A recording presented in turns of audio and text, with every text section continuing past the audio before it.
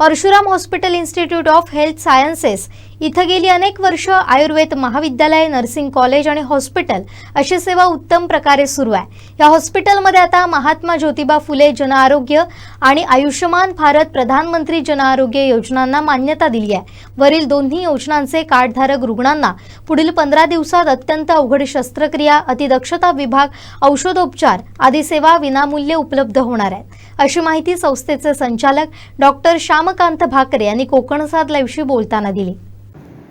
Maharashtra education society Pune या मातृसंस्थेतर्फे 2007 साली आपण लोटे परशुराम घाणेकुंड लोटे या परिसरामध्ये एक रुग्णसेवेचा प्रकल्प सुरू केला।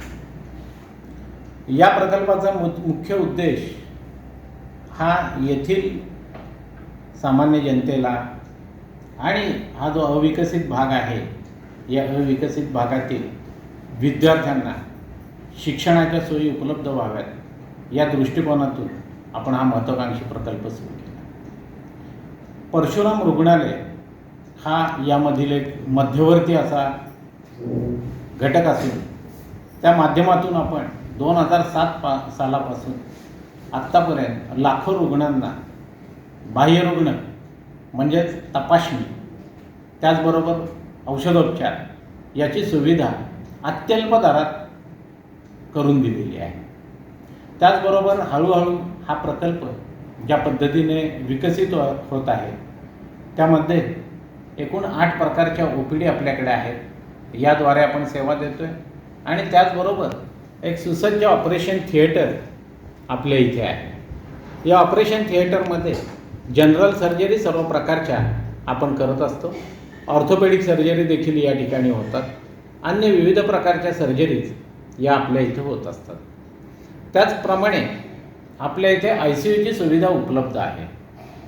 या ICU कक्षाचे मागील महिन्यात आपल्याकडून विशेष एक सेवा म्हणून उद्घाटन करण्यात आलं, विशेष कक्ष सुरू करण्यात आला आणि त्यामध्ये सर्वोत्तम अशा प्रकारच्या कंपन्यांकडून काही इक्विपमेंट्स ही आपण आणलेली आहेत आणि अत्यंत सुसज्ज असा ICU या ठिकाणी आपण तयार केलेला आहे। ही आत्ता सध्याची आपली उपलब्धता आहे। याचबरोबर आणखी काही नवीन गोष्टी आपण येथील नागरिकांच्या सोयीसाठी करत आहोत, कारण आरोग्यसेवा हा आपला प्रधान उद्देश आहे। महाराष्ट्र एज्युकेशन सोसायटी अर्थातच 160 वर्षापूर्वीची संस्था आहे आणि त्यांनी राष्ट्रीय शिक्षण हा मुख्य आधार मानून त्याप्रमाणे गेली 160 वर्ष अविरत सेवा दिलेली आहे। याच्यामध्ये अनेक युनिट्स आपल्याकडे आहेत। पुणे जिल्हा, नगर जिल्हा, नाशिक जिल्हा, त्याचप्रमाणे कोकण विभाग या सगळीकडे हे आपले युनिट्स पसरलेले आहेत। याचाच पुढील भाग म्हणून आरोग्य सेवा क्षेत्रात आपण आलो आणि त्यामध्ये आता परशुराम रुग्णालय, आयुर्वेद महाविद्यालय आणि नर्सिंग महाविद्यालय ही 3 प्रमुख युनिट आपल्याकडे आहेत।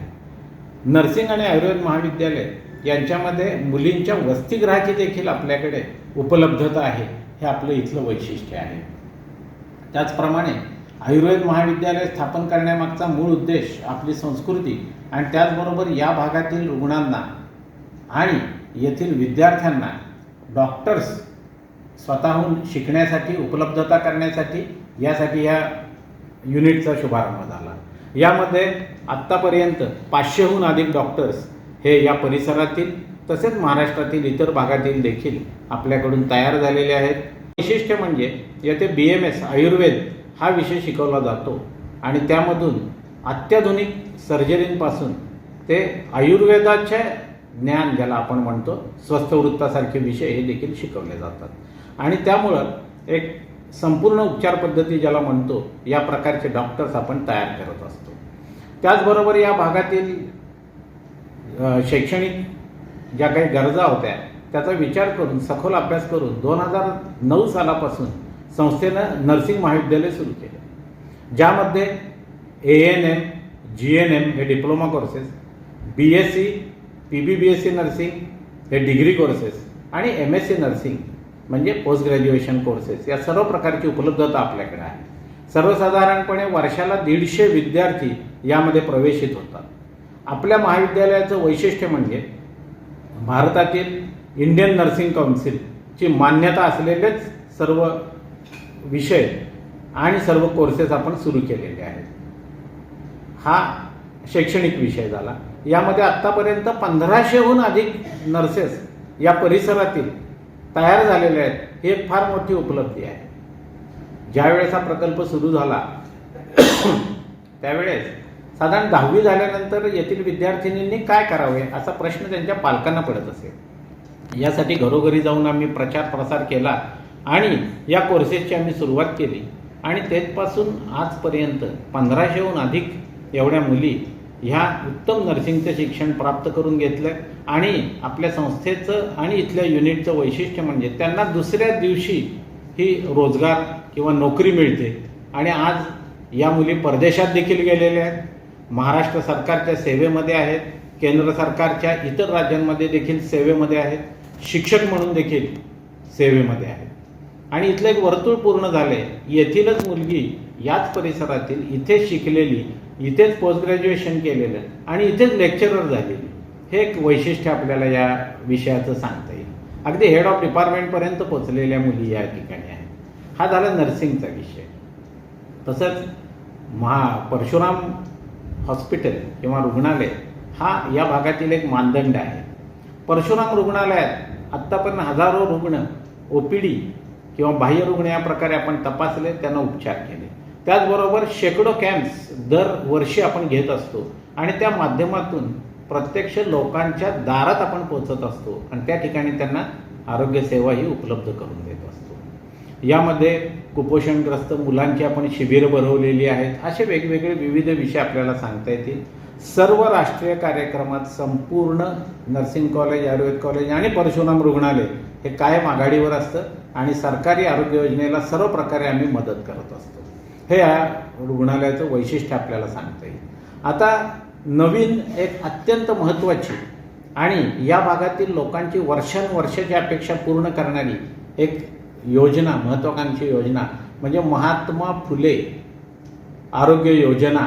या योजनेची परवानगी आपल्याला मिळालेली आहे आणि लवकरच एक 15 दिवसामध्ये याचा शुभारंभ होणार आहे. याद्वारे अनेक नवीन ऑपरेटिव्स या आपल्या इथं होणार आहेत. प्रत्यक्ष लोकांच्या दारात आपण पोहोचत असतो आणि त्या ठिकाणी त्यांना आरोग्यसेवाही उपलब्ध करून देत असतो. यामध्ये कुपोषणग्रस्त मुलांची आपण शिबिरं भरवलेली आहेत. असे वेगवेगळे विविध विषय आपल्याला सांगता येतील.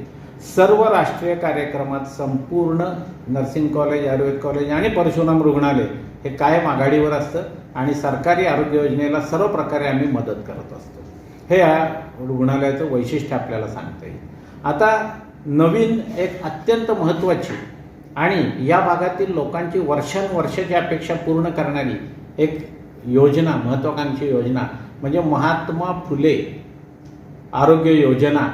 या योजनेची परवानगी आपल्याला मिळालेली आहे आणि लवकरच एक 15 दिवसामध्ये याचा शुभारंभ होणार आहे. याद्वारे अनेक नवीन ऑपरेटिव्स या आपल्या इथं होणार आहेत. त्यातील general surgery, ophthalmology surgery, orthopaedic surgery, gynaecology and obstetric surgery, surgical gastroenterology, urological surgery, polytrauma, critical care ICU सहित, NICU मॅनेजमेंट, पल्मोनॉलॉजी, गॅस्ट्रोएंट्रोलॉजी अशा 11 प्रकारच्या स्पेशालिटी ट्रीटमेंट उपलब्ध असतील.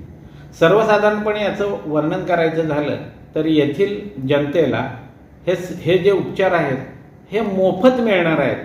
हा यातला सगळ्यात मोठा ॲडव्हान्टेज आहे.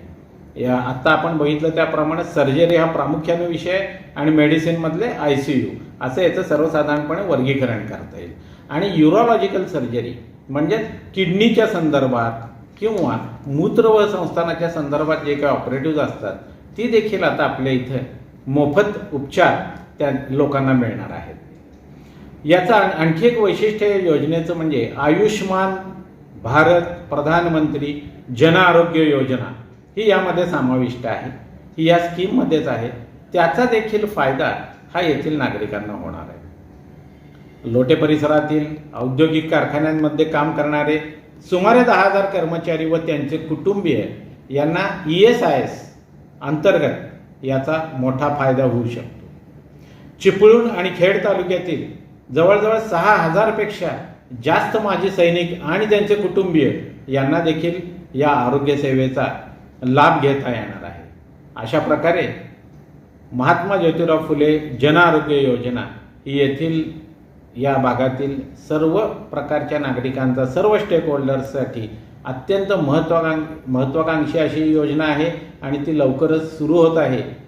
या निमित्तानं तसेच आणखी एक विशेष महत्त्वाची बाब म्हणजे आदरणीय पंतप्रधान श्री नरेंद्र मोदी यांच्या वाढदिवसानिमित्त दिनांक 17 सप्टेंबर 2024 ते 16 ऑक्टोबर 2024 हा कालावधी सेवा महिना म्हणून साजरा करण्यात येत आहे. या अंतर्गत महाराष्ट्र राज्याचे उपमुख्यमंत्री श्री देवेंद्र फडणवीस यांच्या वैद्यकीय मदत कक्ष व परशुराम रुग्णालय यांच्यामार्फत 50हून अधिक सामुदायिक आरोग्य शिबिरांचे दापोली, खेड, गुहागर, चिपळूण आणि मंडणगड या तालुक्यांमधील दुर्गम भागांमध्ये आयोजन करण्यात आले होते.